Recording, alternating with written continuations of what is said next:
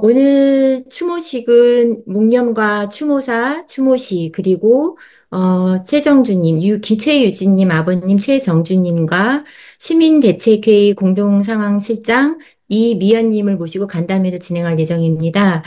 혹시 질문 내용이 있으시면 지금부터라도 채팅창에 질문을 남겨주셔도 좋습니다. 오늘 이태원 참사 2주기 추모식은 12구 이태원 참사 유가족협의회, 12구 이태원 참사 시민대책회의, 4.16 해외연대, 미시간 세사모, 샌프란시스코 공감, 스프링 세계시민연대가 함께합니다. 그러면 지금부터 12구 이태원 참사 2주기 추모식을 시작하겠습니다. 여느 때와 같았던 10월이었습니다.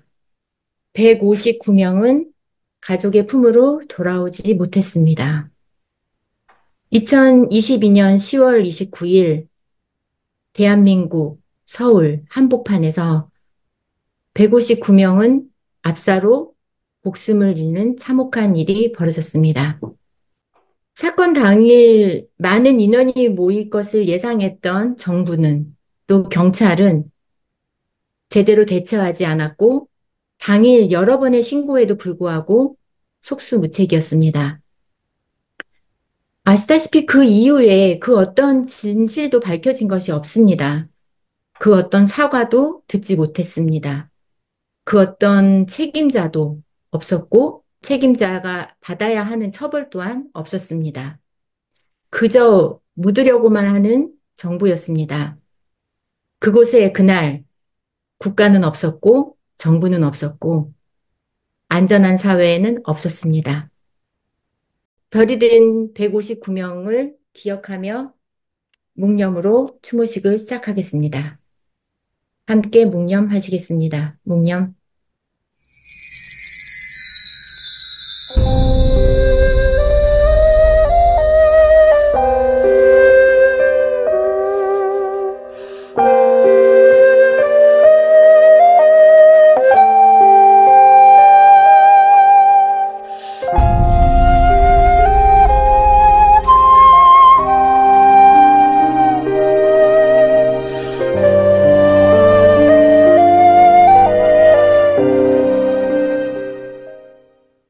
바로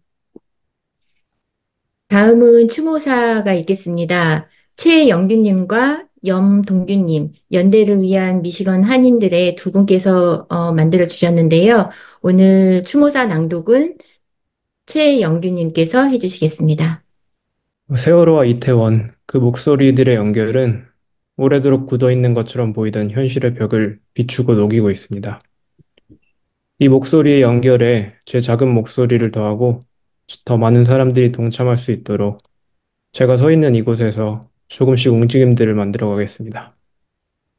어느 노래 가사에 나오는 것처럼 제가 살고 있는 오늘 하루가 누군가 그토록 살고 싶었던 하루라는 것을 기억하면서 연대라는 말이 순간이 아닌 지속으로 수사가 아닌 실질적 변화로 나타날 수 있도록 하루하루를 헛되이 살지 않도록 노력하겠습니다. 참사의 책임을 물으려는 노력도 벌어진 참사를 수습하려는 성의도 없는 정부를 보면서 저들이 도대체 무엇을 위해 이렇게까지 적극적으로 무책임할까를 생각해 보게 됩니다. 자리에 붙여진 이름과 그 이름에 따른 부와 권위, 이런 것들을 향한 삿된 출세욕이 참사에 대한 책임 추궁에 의해 방해받고 싶지 않기 때문일까요? 그렇다면 이들이 가장 바라는 일은 결국 우리가 모든 걸 잊어버리고 마는 것이려나요? 그래서 매일같이 이쯤 하면 됐지 않느냐고 잠이 올 때까지 우리를 달래려 드는 것이려나요? 언젠가부터 제 마음속에 늘어놓고만 있는 냉소를 들여다보면 이들의 전략이 어느 정도 성공해 저 역시도 감이 졸고 있는 것은 아닐까 오싹해지기마저 합니다. 그러나 사랑은 잠들지 않는다는 말을 들어본 적이 있습니다. 터무니없는 참사를 일어나게 내려버려둔 나라가 밉고 이런 나라를 이끌어간다는 정치인들이 밉고 이런 정치인들을 지켜주겠답시고 사랑하는 사람을 잃은 시민들을 침묵의 지옥에 몰아넣는 언론이 밉고 그런 언론을 순진하게 믿는 아둔한 시민들이 밉고 미워하고 냉소하는 것 말고는 특별히 하는 일도 없는 스스로가 미울 때마다 제게는 참을 수 없이 졸음이 쏟아지고야 맙니다. 하지만 미움의 끝에서 저는 또한 제가 얼마나 이런 나라와 이런 사람들을 사랑하는지에 관해 알고 있습니다. 그 사랑의 힘으로, 잠 못 들게 하는 사랑의 힘으로 오늘 오후에는 징그럽게 찾아오는 졸음을 조금이나마 몰아내 보려 합니다. 혹 잠에 들고 말더라도 가위 눌린 악몽에서 벗어나 보려는 절박함으로 일찍 깨어나 보려 합니다. 깨어나서 제가 기억한 것을 다른 이들에게 전해보려 합니다. 아직 끝나지 않았다고, 자고 있을 때가 아니라고, 우리가 해야 할 일이 있다고. 네, 감사합니다. 말씀하신 것처럼 실망과 절망이 반복되는 오늘을 살고 있습니다. 그럼에도 불구하고 오늘 저희가 이 자리에 모인 것은 잊지 않겠다는 그 마음과 함께 진실을 밝혀내고자 하는 그런 절실한 마음이 모여서 이 자리에 모인 것 같습니다. 꼭 인연이 되었기 때문에, 그래서 추모식이 필요하기 때문에 모인 것만은 아닐 거라는 생각이 들고요. 말씀하신 추모사에서 내용처럼 잠시 잠들었다면, 잠시 졸았다면, 다시 한번 깨어있는 나를 오늘 확인하시는 시간이 되었으면 좋겠습니다. 다음은 추모시입니다. 스프링 세계시민연대의 김현정님께서 낭독해 주실 건데요. 추모시는 이문재 시인님께서 만들어주신 추모시입니다. 이제야 꽃을 든다. 이 문제. 이름이 없어서, 이름을 알 수 없어서 꽃을 들지 못했다. 얼굴을 볼 수 없어서 향을 피우지 않았다. 누가 당신의 이름을 가렸는지, 무엇이 왜 당신의 얼굴을 숨겼는지, 누가 애도의 이름으로 애도를 막았는지, 누가 말해주지 않아도 우리는 안다. 당신의 이름을 부를 수 있었다면, 당신의 당신들을 만나 온통 미래였던 당신의 삶과 꿈을 나눌 수 있었다면, 우리 애도의 시간은 깊고 넓고 높았으리라. 이제야 꽃을 놓을 자리를 찾았으니 우리의 분노는 쉽게 시들지 않아야 한다. 이제야 향 하나 피어 올릴 시간을 마련했으니 우리의 각오는 쉽게 불타 없어지지 않아야 한다. 초원이 천지사방으로 울려 퍼져야 한다. 삶이 달라져야 죽음도 달라지거늘 우리가 더불어 함께 지금 여기와 다른 우리로 거듭나는 것. 이것이 진정 애도다. 애도를 기도로, 분노를 창조적 실천으로 들어올리는 것. 이것이 진정한 애도다. 부디 잘 가시라. 당신의 이름을 부르며 꽃을 든다. 부디 잘 사시라. 당신의 당신들을 위해 꽃을 든다. 부디 잘 살아야 내야 한다. 더 나은 오늘을 만들어 부대에 물려줄 권리와 의무가 있는 우리 모두를 위해 꽃을 든다. 네, 고맙습니다. 그랬죠? 그 초창기에 저희는 이름도 부르지 못하게 했고, 영정사진도 볼 수 없게 했고, 가족들끼리 만나지도 못하게 했고, 모든 것을 다 끊어내려 했었던 정부였습니다. 그럼에도 불구하고 저희는 이름을 부르고 사진을 보고, 그리고 가족들은 만났습니다. 그리고 가족분들과 우리가 오늘 또 이렇게 만나고 있습니다. 그들이 모든 것을 끊어내려고 했었던 그 시간들은 이미 다 지났고요. 애도의 시간, 네, 했습니다. 앞으로도 애도해야겠지만 충분히 저희 애도 가졌던 것 같아요. 이제는 알아내야 하는 그런 시간이 돌아왔습니다. 네, 투쟁이라고 해야 하나요? 싸워야 하는 시간들이 앞으로 펼쳐진 것 같습니다. 그 싸움을 어떻게 우리가 함께 해나가야 할지 오늘 이 시간을 통해서 약속하는 시간이 되었으면 좋겠습니다. 다음은 추모사입니다. 샌프란시스코 공감의 임남희님께서 추모사 만들어주셨고요. 4.16 해외연대의 정니콜님께서 대독해 주시겠습니다. 브로큰이라는 단어를 접할 때마다 저는 한국 사회를 떠올립니다. 브로큰은 고장난, 깨진, 부서진이라는 뜻으로 영영사전에는 균열이 생기거나 손상되어 더 이상 정상적으로 작동하지 않는 모든 희망을 포기한 절망한 상태라고 풀이되어 있습니다. 연이은 사회적 참사들, 밝혀지지 않은 진실들, 무책임하고 무능한 정부와 비겁한 책임자들, 그리고 참담한 고통을 오롯이 짊어지고 살아가는 피해자와 유가족들, 이것이 대한민국의 부서진 단면입니다.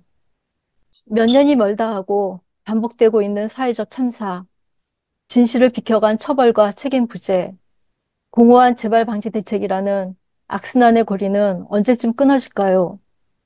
무고한 시민들이 얼마나 더 희생되어야 하나요?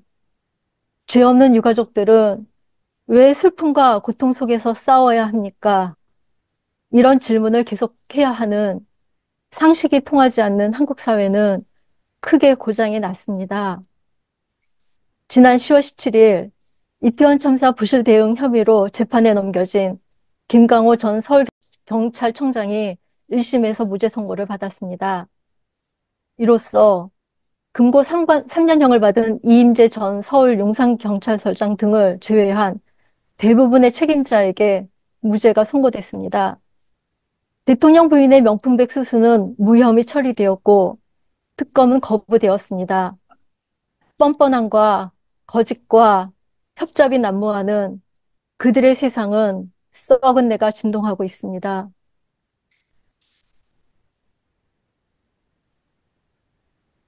이를 목도한 온 국민들의 마음은 피폐해지고 병들어가고 있습니다. 우울증이나 자살 문제는 이미 사회적 문제로 부상한 지 오래고 대상을 찾지 못하는 분노는 묻지마 살인 등 끔찍한 범죄의 증가로 나타나고 있습니다.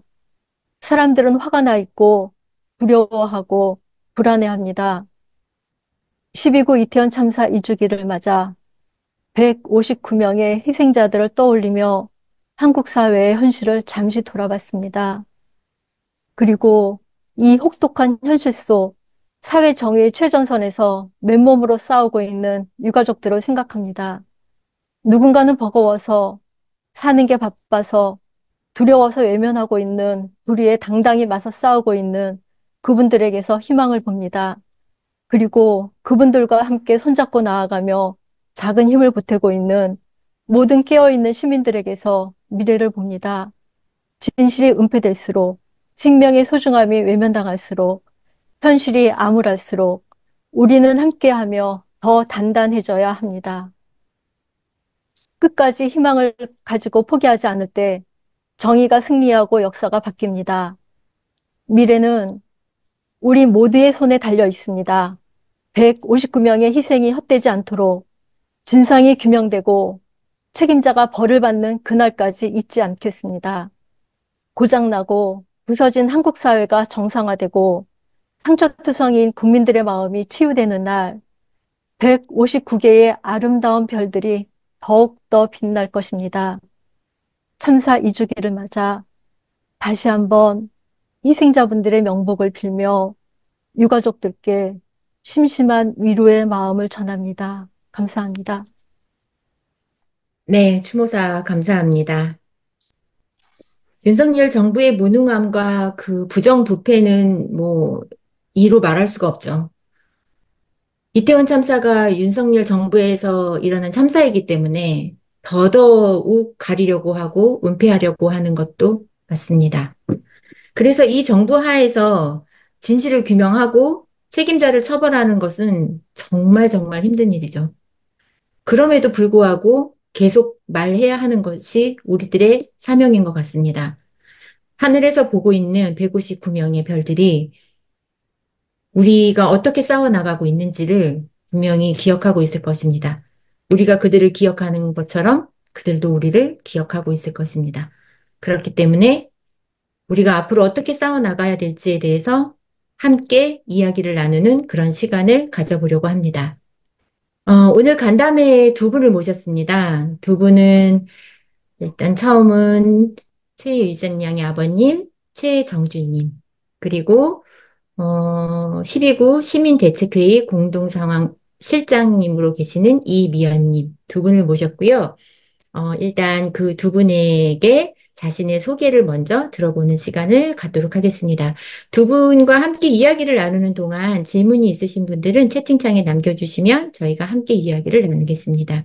그 어떤 궁금하신 것도 괜찮습니다. 편안하게 이야기 나눠주시면 좋겠습니다. 먼저 이미연 실장님, 네, 인사 나눠주세요.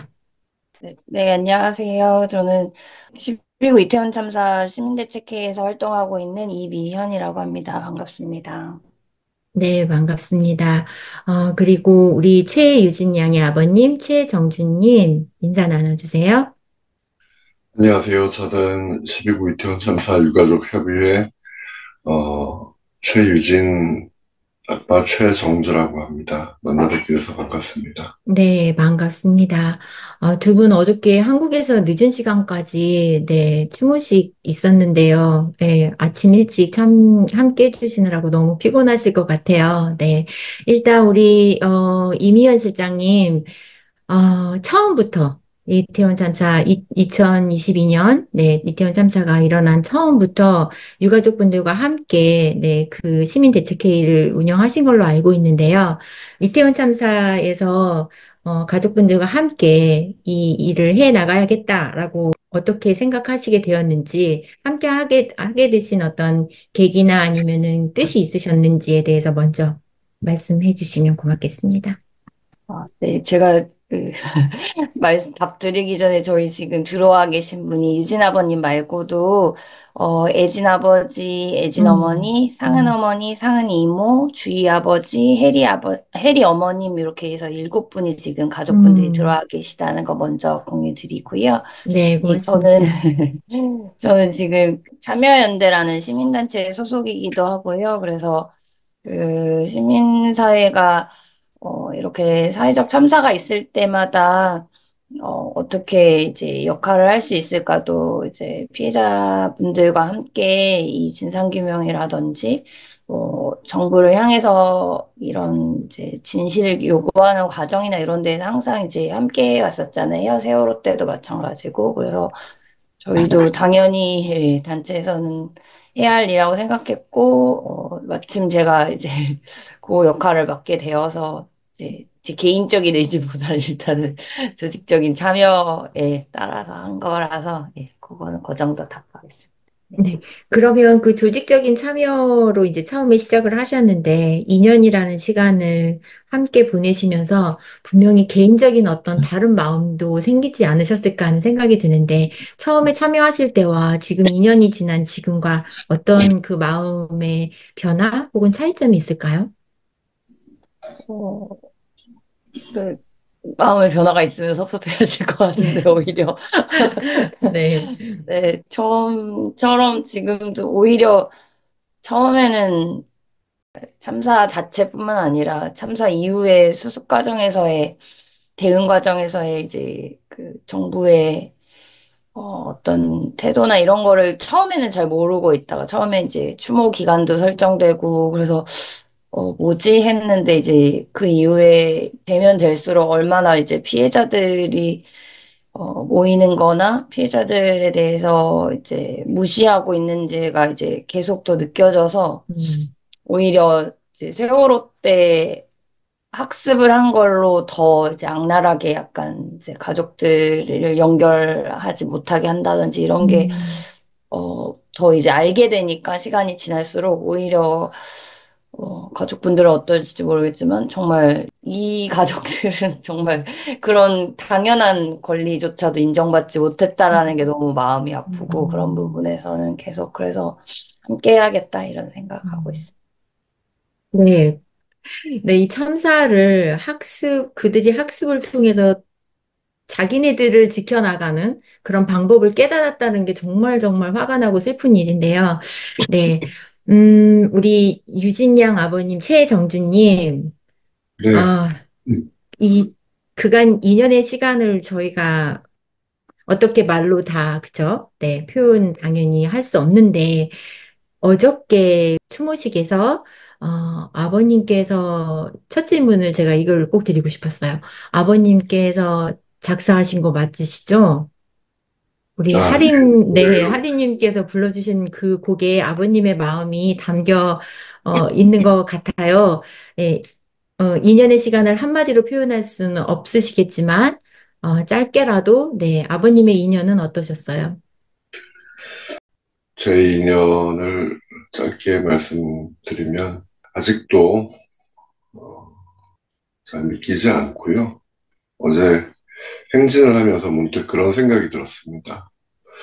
저는 집이 용산이고, 오랫동안 20여 년을 거의 30년 가까이 용산구에 거주를 하고 있는데, 동부이촌동에 오래 있었고, 이태원도 물론 너무 많이 갔었고요. 유진이도 이태원을 좋아했었고, 실제로 어제 행진을 한 이태원부터 대통령실 삼각지, 그리고 서울역, 명동, 그리고 시청 앞까지 저한테는 곳곳이 기억이 굉장히 많은 곳입니다. 네, 그곳을 행진하면서 든 생각이 그 이전에 내가 이 길을 어제 그 순간 이렇게 걸을 줄 정말 몰랐다라는 생각과 그것을 인정하기 싫은 마음, 그러니까 많은 가족들이 2년이라는 시간이 결국에는 사랑하는 가족을, 아이를 떠나보내는 것을 인정하게 되는 과정이지 않을까. 왜 사랑하는 가족이, 저도 아버님은 돌아가셨습니다만, 돌아가시게 되면 어느 날 순간 그것을 받아들이게 되는 게 아니라 아버님의 부재를 하나씩 하나씩 시간이 지나면서 깨닫는 것처럼 그 인연이라는 과정은 개인적으로는 그런 아이를 잃었다는 걸 깨닫는 과정이지 않을까 싶고요. 그동안의 싸움이나 뭐 저희가 유가족 협의회 또는 그런 여러분들과 함께 연대하는 그런 마음으로 치면 정말 긴 시간이지만 또 결코 길지 않은 시간이었고요. 바뀐 것 하나 없다고 생각이 들면 여전히 그날에 머물러 있는 시간이라고 생각이 됩니다. 그렇죠.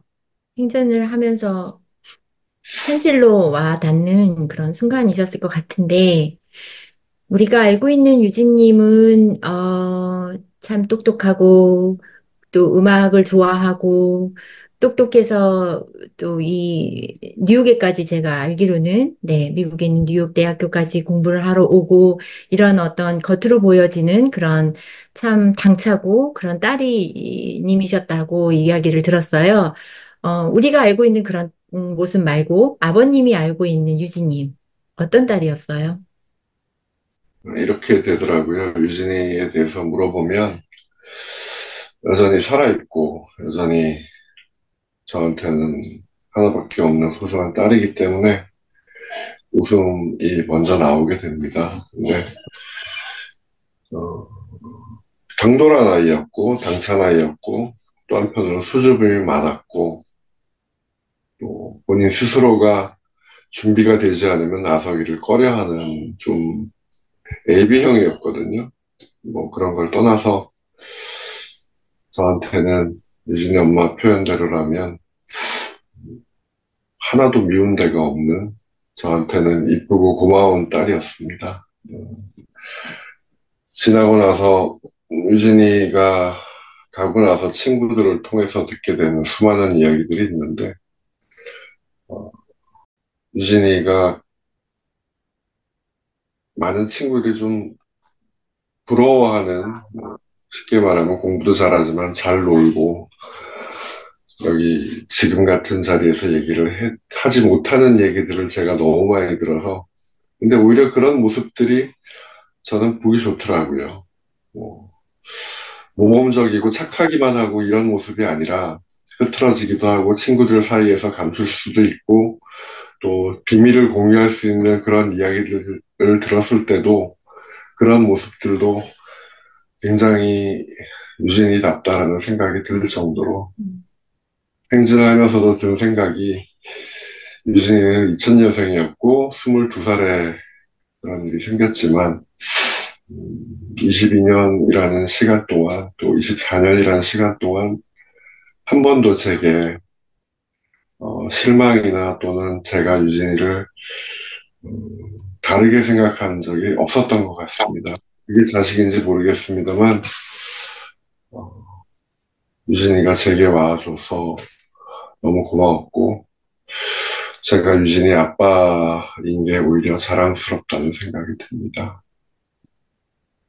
네, 지금 말씀하신 것처럼 유진 양이 그 친구들 사이에서는 사기캐였다고 공부도 잘하고 놀기도 잘 놀고 네, 뭐든지 다 잘하는 약간 그런 사기캐였다는 그런 이야기를 들었어요. 하나 더 그, 뭐, 로 얘기하면 유진이 그래 네, 게으른 구석도 많았고요. 모든 여자애들이 그러는 것처럼 자기 방은 뭐, 이루 말할 수 없습니다.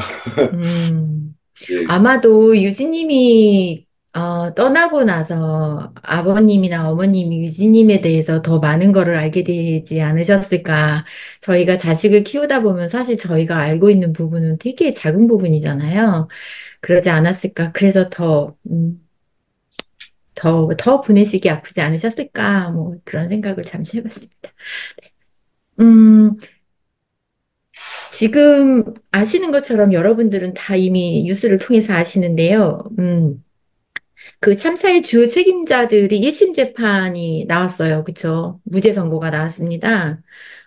대체 이게 말이 되나요, 우리 실장님?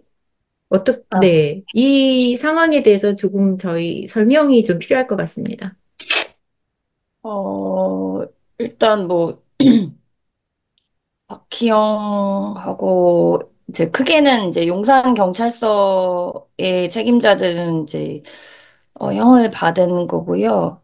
그 유죄를 받았고 지금 박희영 용산구청장과 서울경찰청, 그러니까 용산서 위에 상급인 서울경찰청 사람들에 대해서는 다 무죄가 나온 겁니다. 예. 그래서 이 인파 관리에 대한 그 지역의 지자체 전체 총괄하는 사람한테도 인파 관리에 대해서는 의무가 없다라는 걸로 해석했다는 거고, 그리고 그 서울경찰청도 자리에 이제 있어야 할 사람이 없었고, 보고를 받고도 아무 조치 안 한 사람들에 대해서도, 뭐, 충분히 그 정도 심각한 상태인 거를 알 방법이 없었다는 이제 말도 안 음, 되는 이제 그런 어 식으로 그 사람들이 했어야 할 역할이나 이런 거에 대해서 되게 소극적으로 재판부가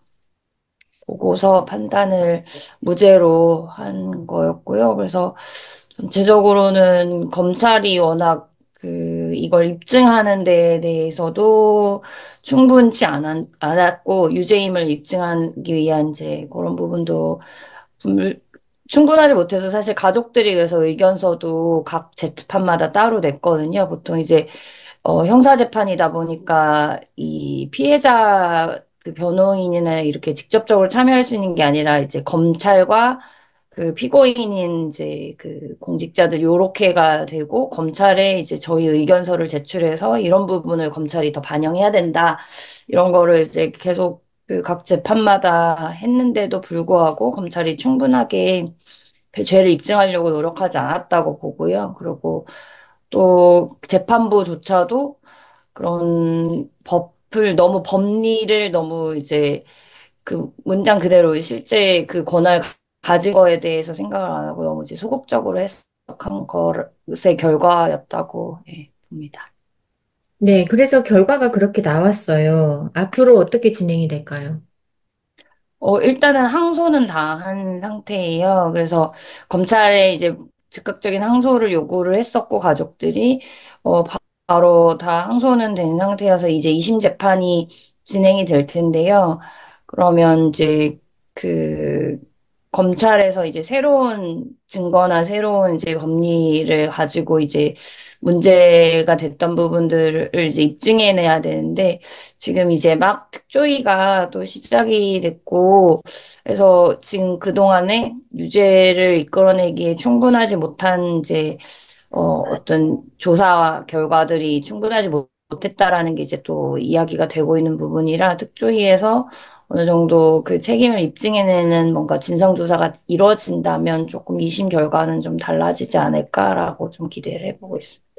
음, 기대에 부응되는 결과가 나올 수 있는 확률이 있다고 생각하시는 거죠? 예, 그걸 안 믿으면 지금 운동을 할 수 없겠죠. 맞습니다. 네. 네. 아버님, 그 유진님 꿈이 음악가였잖아요. 아버님도 음악을 하셨어요. 그쵸? 음악 감독님으로 네, 하셨다는, 예, 드라마, 드라마 음악 감독 하셨다는 걸로 알고 있습니다. 그래서 유진님이 보니까, 어, 곡도 내셨었더라고요. 2022년 5월에. 혹시 들어보셨어요? 당연히 들어봤죠. 네. 음악 감독님, 선배 음악 감독님으로서, 네, 딸 유진이의 곡이 아니라 후배 음악가 유진님의 곡을 평가한다면 어떠셨어요? 음, 처음에는 음원을 낸다라고 저한테 얘기도 안 했었고, 본인이 배우고 여러 가지를 해보고 싶은 것 중에 음원이 내고 싶었나 봐요. 미국을 다시 가기 전에 휴학 음, 중이었고, 어, 잘했다 그랬고요. 뭐, 아빠로서는 당연히 대견하고 이쁘고 그런 마음이 컸고, 어, 재능은 있었던 것 같습니다. 그리고 노래도 직접 했는데, 어, 뭐 하나 안 이쁜 게 있겠어요. 그건 뭐, 모든 분들이 다 똑같을 것 같고, 다만 그게 우리가 아는 가요라기보다는 영어로 된 어떤, 뭐, 힙합, 소울 이런 걸 했는데, 지금도 그 멜론 같은 플랫폼이 있습니다. Love Me Light이라는 네. 곡이고, 다음에 항모 이탈을 의미하는 Of Course라는 곡이 음, 유진이가 그 예명을 썼는데 네. 아키텍처의 아키와 일본어로 가을을 뜻하는 아키 그리고 뭐 저도 가을을 좋아합니다만 유진의 엄마와 유진이가 가을을 좋아해서 AKI 아키라는 이름의 어떤 어, 가수로 활동을 시작을 했더라고요. 그래서 그 곡이 지금 두 곡이 멜론에 올라와 있습니다. 그래서 들어보시면 그 나이 때 가질 수 있는 생각, 또 그 나이 때의 느낌, 그 나이 때의 어, 스스로에 대한 자존감. 첫 번째 노래 제목이 Love Me Light이니까 어떻게 보면 사랑도 그냥 하는 게 아니라 제대로 하고 싶었던 모양이고 음, 저한테는 모든 것이 이쁜 아이입니다. 네.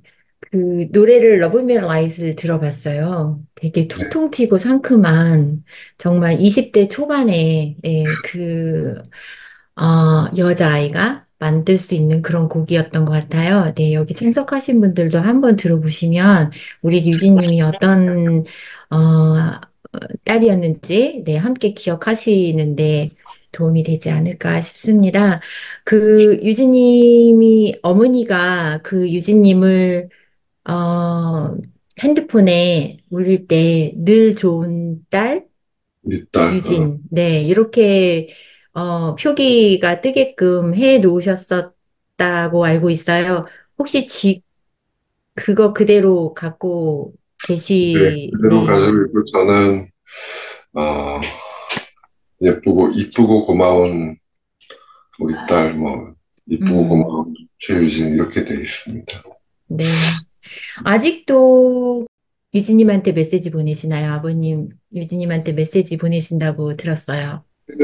최근에 한 게 어제 나왔던 그 곡 만들고 나서 그 곡 지금 가믹싱 상태인데요. 마스터링 아직 안 했습니다. 근데 기타도 하나 남았고 그런데 그 곡을 보냈어요. 들어보라고 음, 음. 카톡에 보냈습니다. 유진님이 뭐라고 평가했을까요, 아버님? 그 아빠, 가사 곡이나 음, 모두 다 제가 유진이한테 보내는 마음, 뭐 또 우리 159명의 모든 아이들한테 보내는 마음이지 않을까. 우리 부모님들 같이 있는 우리 유가족들의 마음이지 않을까. 그 얘기를 먼저 하면 가사를 먼저 썼고요. 사실은 지금 2년이라는 시간 동안 수많은 싸움을 해오고 저희들 목소리를 냈지만 달라진 것 하나도 없는 이 상황이 음, 다시 이 주기를 맞아야 된다는 이 상황이 저는 지금도 그렇습니다만 너무 화가 납니다. 많은 분들은 특별법이 통과됐으니까 어떤 일련의 과정이 종료된 것이 아니냐, 이제 기다려야 되고, 물론 과정이 있습니다만, 절대 그렇지 않습니다. 짧게 말씀드리면, 저희가 이 참사 초반에 국정조사와 특수본 수사를 겪으면서 저희가 기댈 수 있는 곳이 어디였겠습니까? 법이었습니다. 그래서 국회에서 저희가 특별법을 만들기 위해서 국민동의 청원을 했었고, 제대로 밝혀지지 않으니까 독립된 조사기구를 통해서 진상을 밝히고자 했던 것이고, 5월 2일 날, 올해 5월 2일 날 특별법이 통과된 것은 그 법을 만드는 과정에서 시작이었고요. 그 법이 통과되고 나서 이제 조사를 한 게 아직 아무것도 없잖아요. 그러면 결국은 얘기하면 뭐냐면, 이난전 참사가 일어난 이후 한 발도 떼지 못한 것입니다. 맞습니다. 그렇기 때문에 너무 화가 났었어요. 근데 사람들은, 국민들은 또는 저희 유가족들 중에서도 어떤 분들은 법을 우리 마음에 차지 않게 만들었기 때문에 면죄부를 준 것이 아니냐, 왜 합의를 했냐. 많은 사람들이 모여있기 때문에 다양한 목소리가 나오는 것이 당연하고, 또 특별법이 통과됐기 때문에 앞으로 모든 것이 잘 될 것이라는 희망적인 생각을 하시는 분들도 있겠지만, 오히려 지금 걱정해야 될 것은 특별법이 통과되고 조사위가 꾸려져서 조사가 끝난 1년 반 이후에 원치 않는, 우리가 원하는 결과가 나오지 않는다, 또는 우리가 알고 싶은 것을 알지 못한다면 그 다음은 어떻게 해야 되나 하는 어떤, 그것도 당연히 생각해야 되지 않을까. 특별법 이후도 생각을 해봐야 되지 않을까. 제가 많은 분들하고 이야기를 할 때 꼭 하는 얘기가 있는데, 여기 계신 모든 분들한테도 드리고 싶은 말씀이, 비유를 해보겠습니다. 건강하던 사람이 갑자기 병원에서 암이라는 선고를 받으면 의사에게 그 다음 제일 먼저 하는 게 뭘까요? 절망도 있겠지만 암 환자가 겪게 되는 것을 찾아볼 것 같아요.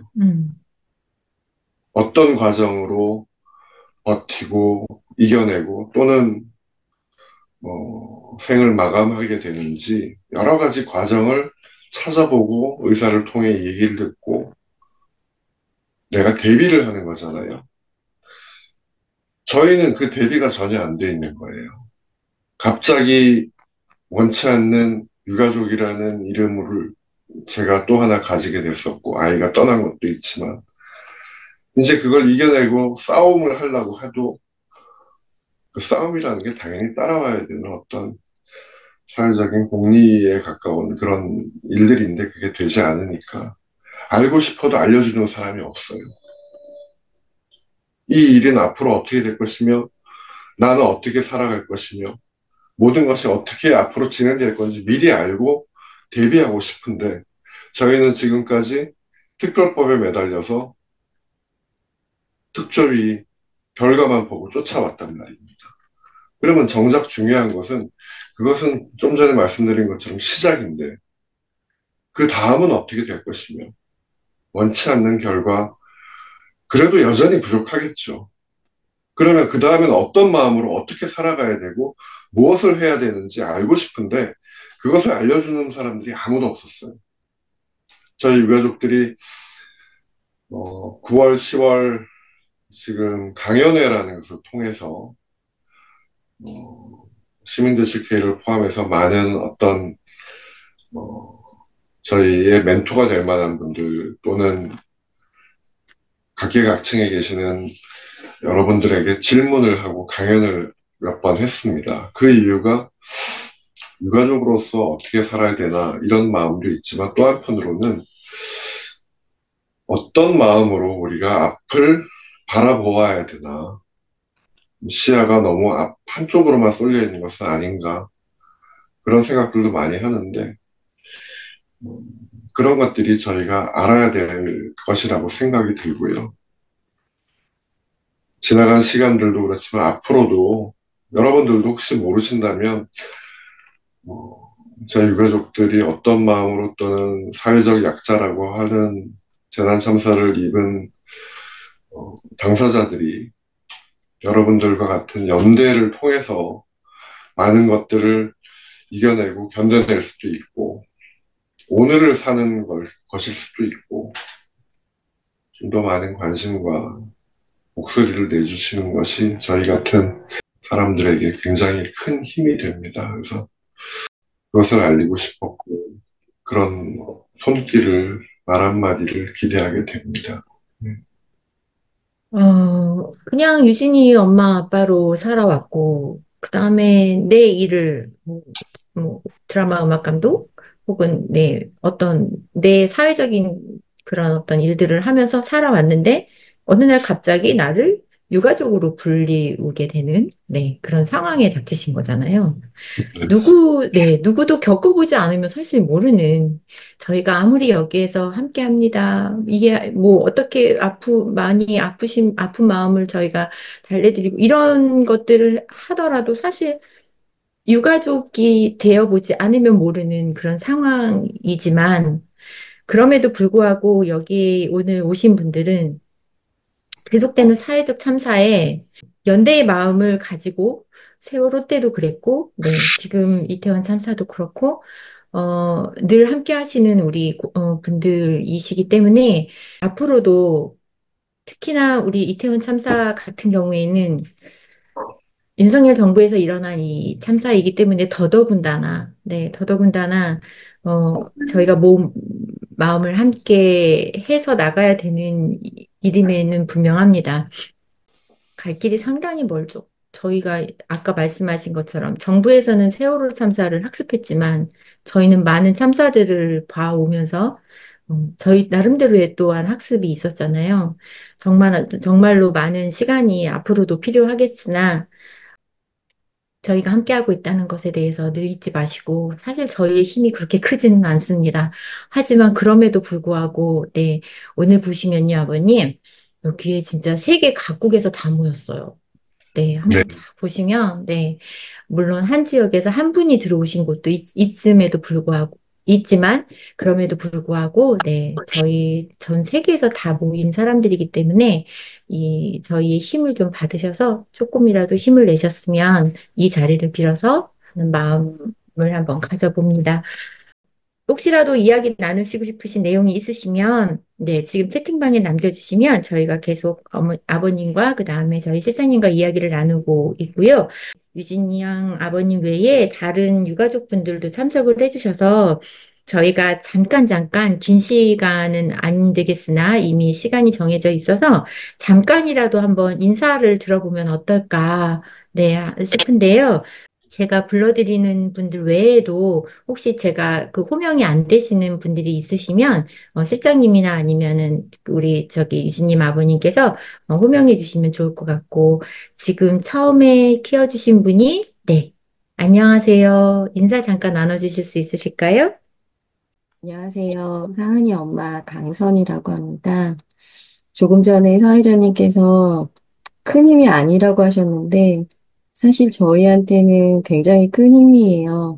저희가 지금 2년여 동안 이렇게 버텨올 수 있었던 거, 예, 지금 많은 시민분들이 함께 해주시고 공감하고 연대해 주셔서 가능한 일이었거든요. 지금 이 세계 각국에서 어려운 시간에 함께 해주신 많은 분들 너무 고맙습니다. 반갑습니다. 이걸 또 반갑다고 말을 해야 될지 어쩔지는 모르겠으나, 그래도, 오늘 이렇게 얼굴을 뵙게 돼서 반갑습니다. 다음은, 실장님께서 호명해 주시면 더 좋을 것 같아요. 네, 종원 아버님도 화면 켜주시면 돼요. 반갑습니다. 안녕하세요. 안녕하세요. 전 세계에서도 저희 이태원 참사를 갖다가 이렇게 기억해 주시고 연대해 주신 것에 대해서 감사드립니다. 어저께 저희가 시청 앞 광장에서 추모제를 전 국민들과 같이 할 수 있었습니다. 앞으로도 남은 길이 먼데 관심을 갖고 지켜봐 주시기 바랍니다. 감사합니다. 네. 인사 말씀도 좋고요. 예를 들면, 우리 유진이는요, 이런 아이였어요. 이렇게 우리가 또 그 희생자를 기억할 수 있는 그런 이야기를 나눠주셔도 좋습니다. 어떤 것도 좋으니까 말씀 함께 나눠주시면 좋을 것 같아요. 네, 실장님, 다음 분은? 예진 아버님. 안녕하세요. 예, 신혜진 아빠 신정섭입니다. 어제 그 이란 알리였던 것 같아요. 어머님이 줌으로 그 영상으로 인사를 전해주셨고, 또 호주의 라시드 어머니는 어제 추모제에 직접 참석을 해주셨어요. 어, 우리가 아직은 우리가 많이 생각하고 있지 않은데 이태원 참사는 26분의 외국인 희생자가 있던 국제적 참사였습니다. 그래서 이태원 참사가 앞으로 나아가야 할 방향, 당장은 진상규명과 책임자 처벌에 집중해야겠지만 앞으로 5년, 10년 뒤에는 국제적 참사로서 또 국제적 그 재난에 또 이태원 참사가 자리를 매겨짐이 있어야 되는 거라고 생각이 되고요. 그런 점에서 우리 특히 해외에 계신 우리 그 여러분들께서는 각 지역에서 이태원 참사, 세월호 참사를 비롯한 이런 일들을 많이 알려주시고 또 외국인 희생자들과 연대하는 일에 앞으로 우리 길을 좀 모아나갔으면 좋겠습니다. 고맙습니다. 네, 고맙습니다. 말씀하신 것처럼 그 외국인 희생자들이 있는 지역에 오늘 참석하신 분들 중에서 네, 그런 지역에 있으신 분들은 함께 연대해 나가면 더 좋을 것 같습니다. 네. 다음, 예진 어머님. 네. 안녕하세요. 신혜진 엄마 김남희라고 합니다. 만나 뵙게 돼서 반갑습니다.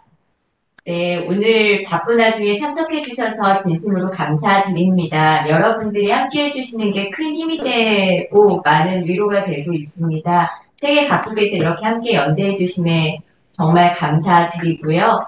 저는 신랑이 이야기했으니 간단하게 저희 애진이 이야기 잠깐 하겠습니다. 유진이 아버님도 말씀하셨지만 제 눈에 항상 예쁜 아이였고 어디 가서 네, 늘 자랑하고 싶었고 사랑스러운 아이였습니다. 근데 이번에 애진이 사진전을 하면서 애진이 친구들과 티타임을 잠깐 했었는데 각자 다른 시기에 친구들이 그리는 애진이 모습들을 친구들이 보고 싶다 그러더라고요. 그래서 사진전 할 때 친구들한테 그러면 애진이 이야기하고 싶은 친구는 특정 시간대에 와라 라고 공지를 해서 4번 정도 친구들하고 이야기를 잠깐 했는데 그동안 제가 몰랐던 애진이의 새로운 모습을 많이 알았습니다. 그러니까 중학교 때 저희 집은 맞벌이였기 때문에 집이 아지트였어요. 늘 퇴근하고 오면 친구들이 놀다가 흔적, 라면 까먹은 흔적, 뭐 여러 가지 흔적들을 남기고 갔었는데 저는 당연히 방과 후에 친구들이 와서 라면을 먹고 갔을 거라고 생각을 했습니다. 그날 이야기를 들어보니까 학교에 나온 급식 메뉴가 마음에 들지 않으면 안 되겠다. 오늘 애진이네 가자. 그래서 점심시간에 모두 학교에서 몰래 빠져나와 저희 집에서 점심을 먹었던 거예요. 깜짝 놀랐습니다. 점심시간에 학교 밖에 나오는 게 쉬운 일이 아닌데 저희 집 학교에서 제일 가까웠거든요. 그래서 대여섯 명 아이들이 수시로 와서 저희 집에 라면을 먹고 간 일이 점심시간 때였구나라는 새로운 사실을 알았고요. 또 하나는 애진이가 장학금을 종종 받았었는데 대학에 가서 저한테는 어떻게 이야기했냐면 엄마 우리 학교에 장학금이 없어. 그래서 상장을 들고 오더라고요. 대학교에 무슨 상장을 주는 이런 학교가 다 있어 라고 얘기를 했는데 그날 아이들이 얘기를 하더라고요. 애진이하고 장학금이 들어오면 도서관에서 눈을 마주치면서 아싸 우리 이거 가지고 뭐 할까 이런 이야기를 했다고 하는데 저는 그날 처음 알았습니다. 정말 학교에서 상장만 주는 줄 알았어요. 실질적으로 상장을 집에 들고 와서 보여줬기 때문에 얘네 학교는 진짜 장학금 대신 노동상을 주나 보다라는 생각을 했는데 그런 장학금을 여러 번 받았다는 얘기를 처음 들었고 그 장학금으로 뭘 했는지 친구들한테 여러 가지 이야기를 들을 수 있었습니다. 그래서 제가 몰랐던 애진이의 모습을 알 수 있어서 좋은 기회였고요. 저희 부모들이 앞으로 살아가는 건 아이들에 대한 기억과 추억, 행복했던 순간일 것 같습니다. 그래서 제가 살 수 있는 힘을 여러분께 잠깐 말씀드린 거고요. 항상 부모님들이 아이들하고 행복했던 순간들을 기억하시면서 저희가 가슴 아픔도 있지만 가끔은 웃을 수 있는 그런 날들이 되길 바랍니다. 그리고 함께 해주신 여러분들도 항상 편안하시기를, 그리고 지금처럼 함께 해주시기를 간절히 바랍니다. 감사합니다. 네, 고맙습니다. 아유, 우리 예진이, 네, 우리 예진 양이 이야기를 이렇게, 네, 전해주시니까 너무 좋다고 해야 되나요? 네, 그렇습니다. 아유, 똑똑했네요. 근데 장학금을 받은 건 똑똑한 거예요, 어머니.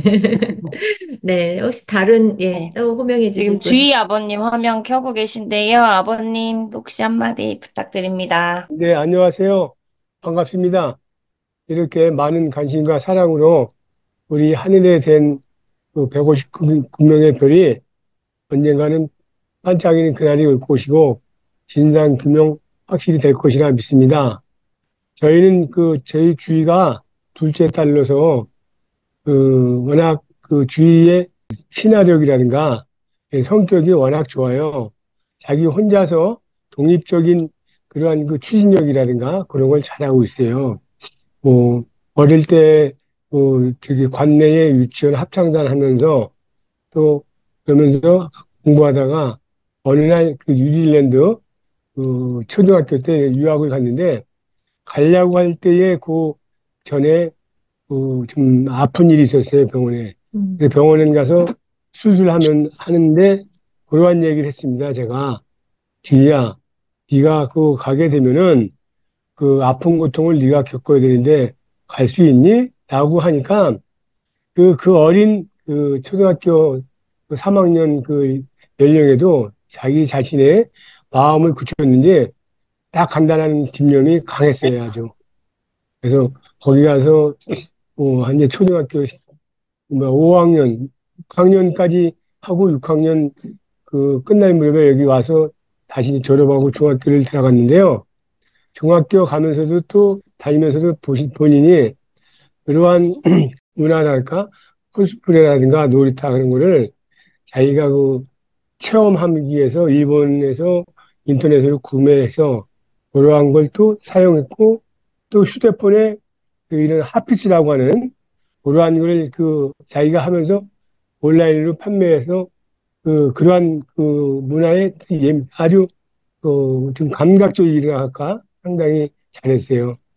그런 와중에 어느 날 고등학교 가야 되니까 이제 나름대로 또 모든 걸 자기가 하는 걸 포기하고 이제 강남에서 미대에 가면서 자기 나름대로 이제 의상 패션 디자이너 그거를 꾸미면서 경쟁률 70대 1이라고 하는 어디라고 학교는 안 되긴 아니지만 합격돼서 나름대로의 포부를 갖고 열심히 했습니다.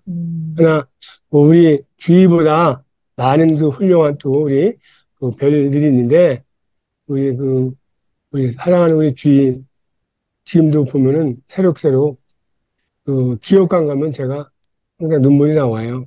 다 똑같겠죠. 아무쪼록 이렇게 많은 관심과 사랑으로 우리 그날의 진상 밝혀서 우리 이러한 참사가 없도록 함께 예방하고 함께 관심 가져서 아주 좋은 대한민국 되기를 바랍니다. 저도 또 주희 언니가 외국 사이인데 좀 사이 보기도 또한 창피하게 하더라고요. 그래서 우리 딸내미하고는 큰딸하고는 주위 생각하고 싶지만 때로는 이게 등하시 하려고 해요. 마음이 아프니까. 아무튼 오늘 두서없이 우리 주위 인사하게 돼서 고맙고요. 아무튼 열심히 많은 관심을 내서 진실 밝히는데 저도 도움 주겠습니다. 감사합니다. 사랑합니다. 고맙습니다. 주희 양이 네, 그렇게 패션에 관심이 많았다는 걸 저희도 꼭 기억하겠습니다. 또 실장님, 저희 다른 유가족분 들어오신 분 있으신가요? 지금 화면을 안 켜셔가지고 하실 수 있는 상황인지 모르겠는데 지금 해리 어머님 혹시 이야기하실 수 있으세요? 제가 지금 좀 몸이 안 좋아갖고 화면을 켤 수가 음, 없어요. 네, 죄송합니다. 괜찮습니다. 네, 예, 짧게 인사 한번 나눠주실까요? 예, 너무 반갑고요. 아이들 추모식에 이렇게 추모하기 위해서 온라인으로 이렇게 다 모여주셔서 너무 감사드립니다. 네, 감사합니다. 몸이 안 좋으신데도 함께 해주셔서 저희도 감사합니다. 아, 혹시 예. 다른 유가족분 계시나요? 상은 이모님 지금 계시죠? 계속 지금 그레이스 어머님과 가족들 방한하시는 동안 계속 상은 이모님이 또 호스트 해주시면서 엄청 고생을 하고 계세요. 네, 음소거 버튼이 혹시 되면은 말씀해 주시고요. 네, 아직도 안 되시나요? 네, 그 예진이는 장학금도 받았고 집이 아지트였던 거, 그 다음에 또 네, 엄마한테 장학금 받은 이야기 하지도 않았던 아이. 네, 그리고 또 그 주인은 패션 디자인을 네, 좋아했었던 아이. 그 다음에 우리 유진이에 대해서는 또 많은 이야기를 나눴죠. 네, 음악을 좋아했던 아주 그 사기캐였던 아이. 네, 상은이 어머님도 계시는데 아까 인사만 잠깐 나눠주셔서 어머니 상은 씨는 어떤 자녀분이셨을까요? 간단하게 이야기를 나눠주신다면? 네, 상은이는 이제 굉장히 잘 웃는 아이였어요. 그리고 이제 상은이 웃음소리가 굉장히 독특해서 상은이가 웃으면 이제 옆에 있는 사람들도 같이 웃고 싶게 만드는 그런 아이였고 또 이제 저한테는 하나밖에 없는 딸이에요. 저희는. 네, 그래서 굉장히 여리기도 하고 또 나름 또 독립적이기도 하고 이제 그런 면들이 좀 있었고 저희가 둘 다 저희도 맞벌이를 하다 보니까 어렸을 때부터 유치원에서 이제 어린이집에서 유치원에서 밤늦게까지 이제 엄마 아빠를 기다리던 이제 그런 안쓰러운 마음들이 좀 많이 있고요. 커서는 또 상은이가 코로나 때 저랑 같이 저는 재택을 하고 공부를 하면서 한 2년 넘게 삼시세끼를 같이 먹는 삼식이 파트너였거든요. 그러면서 이런저런 얘기도 많이 나누고 이제 점심 먹으면서 TV 보면서 이제 건축가게로는 굉장히 자주 봤었는데 이제 그거 보면서 그 결혼에 대한 꿈을 가지고 있었어요. 상황이니까 굉장히 다정한 사람들만 나오는 프로그램 같다. 그리고 이제 그런 것 때문에 이제 고만 봐야 되겠다. 그런 얘기하다가 상황이 그래서 이제 명동성당에서 결혼하고 싶어 했었고, 네, 그래서 이제 교리 수업을 받다가 네, 참사를 당했죠. 웃음소리가 참 이뻤던 네. 딸, 아이. 네, 이렇게 저희가 기억을 하면 되겠네요. 종원이 아버님, 저희 종원이 어떻게 기억할까요? 한 문장씩 저희 오늘 오신 유가족분들 또 아이들 저희가 기억하고자 해서 네, 한 문장씩 지금 종원이 군이죠? 어떻게 기억하면 좋을까요, 종원 군은? 아, 동원이는 다재다능했어요. 앞에 나서는 거를 상당히 좋아했고, 중고등학교 때도 상당히 뭐 총학생 회장이라든가 그런 거를 줄곧 해왔습니다. 그리고 반도체 연구원으로서 힘들게 일하면서도 다양한 취미 활동을 아주 많이 했어요. 집안에다가 디제잉 기계도 갖다 놓고 뭐 락밴드 이런 거를 갖다가 심취하고 그러던 아이였었는데 사실상 종원이가 저한테 그러더라고요. 자기는 다른 사람들하고 친구들이나 뭐 이쪽에서 전부 다 자기를 인정해 주는데 아버지만 자기한테 인정을 안 하는 것 같다. 사실 아버지가 아들한테 칭찬하는 게 인색했습니다. 근데 사실 그 종원이가 이제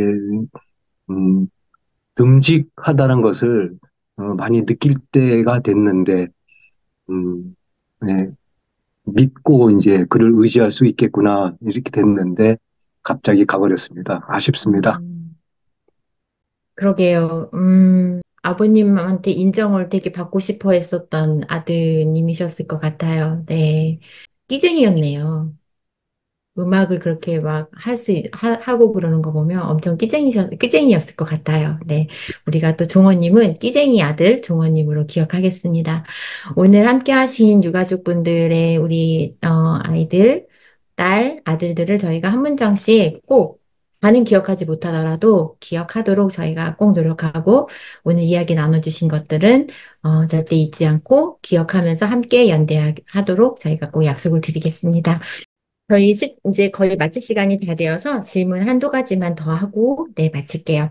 우리 실장님한테 여쭤볼게요. 네. 지금, 제가 작년에 한국을 갔을 때는, 시청 앞에 분향소를 제가 들려서 분향을 했습니다. 올해 갔을 때는 분향소가 이제 시청 앞 분향소가 없어지고 다른 곳으로 가게 돼서, 네, 그쪽에서 또 우리 아이들을 만날 수 있었는데요. 그게 11월이면 다시 또 문을 닫아야 하나요? 네, 그런 소식을 들은 것 같은데, 앞으로, 예, 어떻게 되는 건가요? 아, 네, 그 6월에 그 공간을 분향소에서 실내로 이전하면서 저희 이 이제 공간은 서울시에서 제공한 공간인데 그때 당시 이제 제공할 수 있는 공간으로 이제 후보지로 받았던 곳 중에서 가장 조건이 이제 다른 이제 임대할 수 있는 기간을 제외하고 나머지 건이 이제 가장 좋은 이제 분향소에 항상 오시던 분들이 분향소에 헛걸음했다고 하시더라도 근처에 이제 들를 수 있고 또 1층이고 어느 정도 사이즈가 규모가 되는 공간이고 해서 이제 제일 조건이 괜찮았던 공간이어서 그곳을 선택을 했었는데요. 그때 당시에 이제 이 건물이 이제 리모델링 예정 중이어가지고 긴 기간을 이제 협약을 하지 못했고 그래서 11월 2일까지 일단 운영을 합니다. 그리고 그렇다고 해서 이제 기업 공간이 아예 없어지는 건 아니고요. 광화문 광장 인근의 다른 실내 공간으로 이전할 걸 준비를 하고 있고요. 그래서 조만간 아마 일주일 안에는 이제 발표를 하고 아마 다음 한 일주일 후쯤에는 공간 이전을 할 예정입니다. 그래서 그 공간에서 또 이제 시민들 맞이할 수 있을 거라서 만약에 이제 또 이제 해외에 계신 교민분들이 한국에 들어오실 일이 있고 해서 공간을 찾으시겠다 하면은 아마 검색해 보시면 충분히 이제 나올 공간인데요. 제가 지금 이제 방송 녹화 중이시라고 해가지고 이제 아직 보도자료 낸 건 아니어서 말씀을 못 드리지만 광화문 광장 인근에 다시 이제 실내 공간을 준비 중에 있어요. 지금 공사 중에 있어서 조만간 예, 그 공간으로 옮겨가면 또 그 공간에서도 시민분들 뵐 수 있을 것 같습니다. 네, 감사합니다. 공간이 자꾸 옮겨 다니는 거는 별로, 그쵸, 좋지 않은 것 같아요. 네, 그래서 거기에서 오래오래 우리가 함께 기억하는 그런 공간이 되었으면 좋겠는데, 네, 그렇게 되길 바라봅니다. 유진 아버님, 네. 네, 오늘 이렇게 함께 하신 분들에게 부탁하고 싶으신 이야기 분명히 있으실 것 같아요. 왜냐하면 저희가 해외에서 할 수 있는 일이 많지는 않으나, 또 할 수 있는 일이 아예 없지는 않거든요. 혹시 부탁하고 싶으신 일 있으실까요? 해외에 계신 분들도 관심 가져주시고, 이태원 참사를 잊지 않고 연대해 주셔서 정말 감사드리고요. 제가 초창기도 그렇고 지금도 그렇지만 많은 활동가분들을 만났을 때 그분들이 사실은 참사에 대해서 자세히 알지 못하시는 부분들도 분명히 있더라고요. 그래서 지금 저희 유가족협의회와 시민대책회의 쪽에서 이태원 참사와 관련된 책들이 많이 나와 있습니다. 그리고 저희 목소리들을 담은 지금 이태원이야부터 시작해서 여러 가지 책들이 있습니다. 근데 그런 것들 온라인에도 있고 하니까 또 관심 가지시고 알아야 저희가 처음에 이름 없는 분향소, 영정사진 없는 분향소를 이렇게 싫어하고 반대했던 이유가 객관화가 되고 또 개개인에 대해서 알게 되면 지금 저희 상은이나 애진이나 주희나 또 종원이처럼 이야기를 듣게 되면 더 다가오게 되잖아요. 이태원 참사를 뭉뚱그려서 그냥 대하지 마시고 아이들 하나하나를 좀 기억해 주셨으면 그리고 저희도 알릴 수 있는 방법이 있으면 다 알려드릴 테니 옆에 있는 옆집에 사는 아이 또 밑에 집에 사는 아이라고 생각하시고 희생자 한 명 한 명에게 조금 관심을 가져서 이야기를 좀 많이 알려주시고 해주시면 훨씬 더 좋을 것 같다는 생각이 듭니다. 좀 그건 당부드리고 싶고요. 한 가지만 더 말씀드려도 되는지 모르겠습니다. 어제 그 하림이가 불러준 노래, 그 노래를 제가 다 만들긴 했습니다만, 하림이와는 굉장히 오래된 인연이고요. 지금 하림이가 아이디어를 내서 생각하는 것이 있습니다. 그래서 하림이의 페이스북이나 또는 인스타가 있는데, 찾아서 보시면은, 여러 가지 조금 더 솔직한 이야기를 들을 수 있을 겁니다. 아마 어제도 그 생각도 못 했는데, 공연을 오기 전에 인스타에 올렸더라고요. 그래서 맞아요. 기자분들이 뭐 연락이 왔는데 노래하고 나서 나중에 하겠다 그러고 잘 안 받았다 그럽니다. 좀 이어 부르기 같이 MR도 올릴 건데요. 나중에 저희 시민대책회의나 유가족 협의회도 마찬가지지만 거기에 SNS에 올리면 해외에 계신 분들도 많이 좀 보시고 MR도 한 키로 그래서 원 키로만 올릴 게 아니라 반키 올리고 반키 내린 것도 올릴 것이고, 가수들도 이어 부르기를 할 생각이고 합니다. 많이 동참해 주시고 관심 가져주시면 좋을 것 같습니다. 부탁드리겠습니다. 네, 그 지금 말씀하신 그 프로젝트죠. 그러니까 그게 만약에 혹시 진행이 되면 언제든지 알려주세요. 네, 네, 언제든지. 네, 네. 알겠습니다. 저희가, 시장님, 여기라도, 어제 제가 파일 보내드렸잖아요. 가믹스된 파일. 네, 이것도 올려주셔도 좋을 것 같습니다. 음원이 나오게 되면, 다시 음원 안내도 또 여러분들 보실 수 있게 SNS에 다 하도록 하겠습니다. 네, 저희 이어 부르기 자신 있습니다. 네, 꼭 알려주셔서 저희가 함께 뭐라도 동참할 수 있는 기회를 저희한테 주시면 이 해외에 살고 있는 저희들은 정말 감사한 일이거든요. 무언가를 하고 싶어도 할 수 없는 그런 상황이기 때문에 늘 마음만 졸여요. 그래서 그런 기회를 나눠주시면 저희가 꼭 함께 하겠습니다. 네, 기회를 주시면 감사합니다. 예, 감사하겠고요. 제가 마무리를 하려고 했는데 마무리를 한다고 했더니 막 질문이 올라오는 거예요. 네, 그래서 긴 시간은 아니지만 한 5분 정도 아니면 10분 정도만 시간을 내어서 지금 올라온 질문을 잠깐 드릴게요. 아마도 이거는 우리 실장님께서 해주셔야 될 것 같은데, 특조위 기간과 특조위 권한에 대해서 좀 설명을 해 주시고, 그 다음에 기대하는 결과에 대해서도 좀 말씀해 달라는 그런 질문입니다. 네. 어제 그 JTBC 그 뉴스 꼭지에는 그 특조위 기간이 활동 기간이 내년 9월까지라고 이렇게 이제 잘못 나갔더라고요. 저희 이제 세월호 때는 그 특조위 기간이 언제부터 시작된다라는 규정이 특별법에 없어서 사실상 이제 위원들 임명 시점으로부터로 이제 해서 실제 조사가 어느 정도 이루어지지도 못했는데 그 조기 그러니까 사실상 이제 강제 종료됐었잖아요. 당시에 특히 이제 세월호 초기에 이제 시행령 관련해가지고 이제 특조위원장이셨던 이석태 변호사님이 밖에 나와서 이제 단식 투쟁도 하시고 하셨을 정도로 시행령이 엉망이어가지고 그때 그랬던 기억이 있는데 그래서 저희가 이번에 특별법 만들 때 그랬던 거에 대해 이제 저희도 학습을 했기 때문에 그래서 그런 조항이 정확하게 안 되어 있으면 이제 해석으로 인해서 조사 기간이 제약이 될 수 있다고 생각해서 조사 기간은 어, 조사 결정 개시 기간으로 그 시작 시점을 삼았어요. 그래서 사실상 아직 그 저희가 가족분들이 진정조사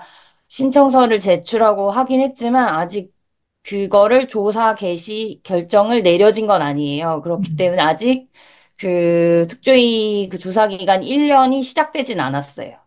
지금 이제 특조위에서 시행령을 이제 특조위 결의안으로 만드셨고 이걸 행안부랑 지금 이제 협의하는 과정에 있거든요. 그래서 정부가 특조위가 제시한 그 시행령을 받아서 공포를 할 건지가 이제 관건이긴 한데 그 과정이 이제 좀 몇 개월이 더 소요가 될 것 같고 실제 그러니까 조사 개시 결정부터 이제 산정을 하는 거기 때문에 아주 서두를 필요가 오히려 없는 거예요. 지금 시행령이 통과되고 나면 이제 조사관들을 채용할 수 있고 이렇거든요. 그래서 조사관 채용이 어느 정도 안정적으로 되고 이제 조사할 사람들이 있어야지 사실 조사 개시는 했는데 실제 조사를 안 하면은 기간만 버리는 거라서 그래서 조사관 채용과 예산 확보도 충분히 되고 요런 그러니까 정보도 그러니까 그 자료 제출이나 이런 걸 어느 정도 받은 상태에서 조사 개시를 하는 게 훨씬 저희에게 유리한 상황이라서 아직 조사 개시 결정이 내려진 상황이 아니에요. 그래서 내년 초에나 아마 조사 개시가 되지 않을까 생각을 하고 있고, 그러면 실제 특조위 활동 기간은 내년 9월이 아니라 아마 내후년 초까지도 가능하지 않을까라고 생각을 하고요. 그래서 그 JTBC는 아마 임명된 거를 그 그걸 생각을 못하고 그 특조위원들 임명이 이제 특조위 시작 시간으로 생각해서 내년 9월까지 활동이라고 이렇게 그 기사를 냈더라고요. 그래서 그런 부분은 좀 오해가 있으실 것 같아서 그 부분 말씀드리고, 조사 권한만 있어서 어떡하냐라고 이제 말씀하셨는데, 뭐 특검 요구권 이런 게 없어졌고 뭐 이런 것들 때문에 혹시 그 조사를 해놓고도 제대로 이제 수사나 아니면 그다음 기소까지 못 가는 게 아니냐라고 이제 걱정을 하실 수도 있는데, 사실 그 법에 특검 요구권이 없다고 해서 특검을 요구하지 못하거나 하는 건 아니고, 그건 별도로 충분히 그만큼 이제 특검을 할 정도로 필요한 어떤 증거가 나와서 이 사안을 다뤄야 된다, 중요한 사안이다라는 게 밝혀지면 사실 이제 국회에서 법안을 통과시키면 되는 거거든요. 사실 그거 특검 요구권 별도로요. 그래서 아예 원천적으로 그게 불가능한 건 아니고, 저희가 나중에 이제 협상할 때도 당시에 이제 가족들이 고민하셨던 부분들 쭉 봤을 때 이제 사실 협상하면서 이 부분은 어떻게 하고 이렇게 이제 검토할 때 과거에 이제 세월호랑 사참위, 이제 가습기 살균제랑 했었던 그 사참위들에서 실제 어떤 권한을 썼었고 어떤 권한을 어떻게 사용했는지를 다 검토를 했었어요. 그래서 실제 이 권한을 그 법조항에서 빼더라도 다른 걸로 보충할 수 있거나 아니면 이 법조항이 실제로 사용된 경우가 거의 없었거나 뭐 이래서 양보를 하더라도 우리 조사엔 크게 이제 제약이 없을 수 있다라고 판단되는 것들 했던 거기 때문에, 물론 이제 세월호 때는 수사권을 계속 요구를 하셨던 거를 기억하실 건데, 실제 수사권은, 그렇게 되면 이제 우리나라 법 체계, 사법 체계를 아예 다 흔드는 거라 사실 세월호 때도 안 됐고, 지금도 사실 그 얘기부터 시작하면 사실 특별법은커녕 이제 수사권 논의부터 하는 거잖아요. 근데 지금 검찰이 공수처하고도 사실 그런 권한을 나눈 거에서 이제 계속 싸우고 있는 상황에서 그 수사권까지 요구하기가 어렵고, 실제 수사가 같이 됐을 때 이제 그 조사는 조사고 수사는 수사라는 이 이제 거에 대해서 그걸 깰 수가 없다라고 또 많이들 전문가분들은 얘기하시더라고요. 그래서 충분히 조사가 잘 되어서 이 문제나 책임이 규명이 되면 사실 수사기관에 넘겨서 기소를 하는 거는 할 수 있다고 저는 생각을 하고요. 그래서 그런 부분은 이 조사 자체만 충분히 제대로 이루어진다면 극복할 수 있는 부분 아닐까라고 조금 생각을 합니다. 네, 저희가 이제 이런 질문을 드린 거는 세월호 참사를 저희가 경험을 했잖아요. 네. 그래서 사실 이 조사권만 가지고 있는 것에는 엄청난 한계가 있음을 저희가 알고 있기 때문에, 네. 그래서 아마 이런 질문을 해 주신 것 같습니다. 외국인 유가족분들하고 혹시 연대하고 계시나요? 아니면은? 네. 지금 외국인 유가족 이제 26분 중에 저희가 그 연락이 닿아서 그 영정이나 이게 기억사진도 올리고 했던 분들은 15분이에요. 근데 그중에 이제 두 분은 한국에 거주하는 중국 교포분이셔서 사실상 이제 해외 거주 유가족은 13분이시고, 지금 그 중에서 근데 이제 영어로 소통이 가능하고 일상적으로 좀 연락을 주고받고 있는 분들은 그 중에선 10명이 채 되지는 않습니다. 약간 이제 이란 가족도 아까 이란 어머님이라고 표현하시긴 했는데요. 아마 이모님일 거예요. 알리 파라칸트의 이모님 아나지님이라고 노르웨이에서 그 망명 중인 분이신데, 그분 외에는 이제 영어로 소통하는 게 쉽지는 않아가지고, 그런 이제 언어적 제약 때문에 사실 연락처나 이런 게 이제 확보는 돼 있지만 일상적으로 소통하기는 조금 어려운 부분이 있어서 연결은 되어 있지만 사실 그렇게 막 활발하게 소통을 주고받고 하고 있는 상태는 아니고, 근데 나머지 이제 절반가량은 이제 연락이 닿지 않는 분도 계시긴 합니다. 네. 그 세월호 참사 특조위, 그 다음에 사참위 최종 보고서가 지금 이제 채팅방에도 올라왔지만 나오고 나서 그 권고에 그치면서, 네, 그런 것들을 저희가 경험했기 때문에 이제 큰 우려를 갖고 계시는 것 같아요. 아까 그 유진 아버님께서는 이제 유가족으로서 저희에게 당부의 말씀을 주셨는데, 우리 이미연 실장님은 활동가시잖아요. 네, 활동가로서 해외에 있는 활동가들, 저희들에게 혹시 어떤 부탁이나 당부의 말씀 주신다면 어떤 게 있을까요?